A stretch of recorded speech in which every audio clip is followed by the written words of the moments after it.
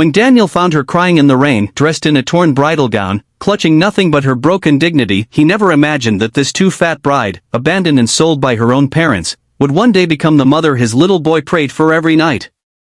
This isn't just a story about survival. It's about two broken souls who healed each other when the world had written them off. The struggling dad.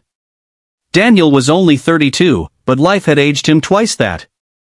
His days began at 4 a.m., hauling boxes in a warehouse, and ended late at night when his 6-year-old son, Liam, finally drifted off to sleep.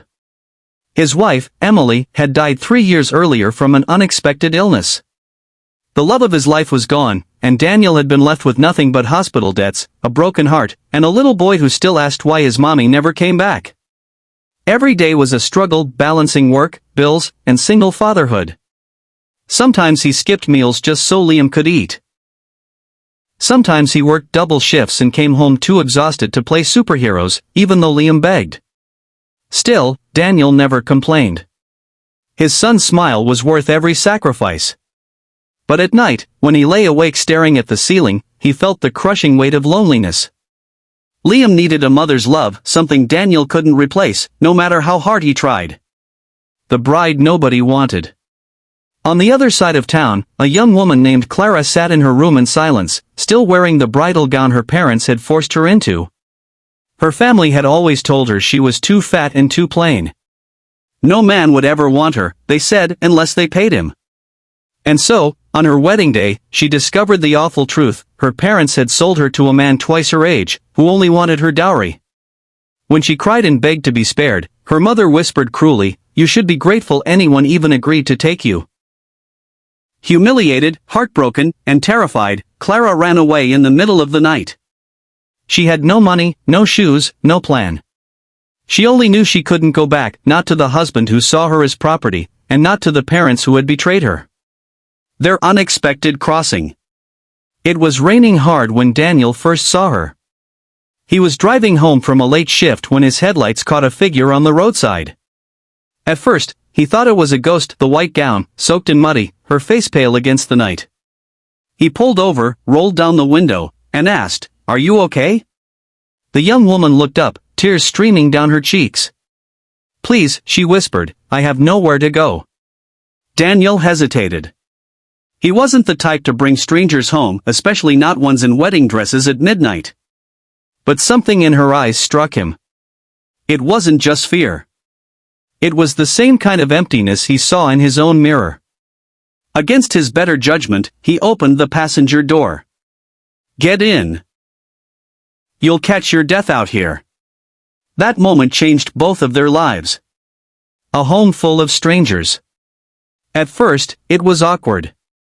Clara barely spoke, keeping her eyes lowered, ashamed of the gown that clung to her curves. Daniel, exhausted and wary, didn't pry into her past. But when Liam came running into the kitchen the next morning, messy hair, big curious eyes, he froze at the sight of Clara. "Daddy," he whispered loudly, "is that an angel?" Clara smiled for the first time in days. And Daniel saw something he hadn't seen in years, warmth in his son's eyes that reminded him of Emily. Still, life wasn't easy. Clara had nowhere else to go, so Daniel let her stay in the spare room. But rumors spread quickly in small towns. Neighbors whispered about the woman in the wedding dress living with a single father. Daniel's boss frowned. Even Liam's teacher made subtle remarks. Daniel stood by her anyway. He didn't know her story yet, but he knew one thing. No one deserved to be treated like she was invisible. Facing their wounds. Slowly, Clara opened up. She told Daniel everything about the arranged marriage, the insults about her body, the betrayal by her parents.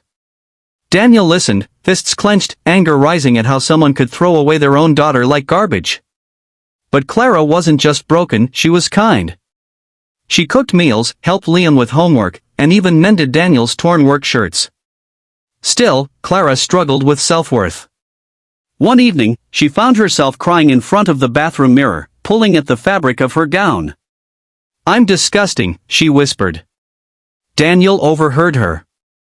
He stepped inside and said quietly, "Don't you dare talk about yourself like that in my house. You are not disgusting. you're the bravest woman I've ever met." For the first time, Clara began to believe she was worth something more than her parents had told her. Challenges they faced. Their journey wasn't without storms.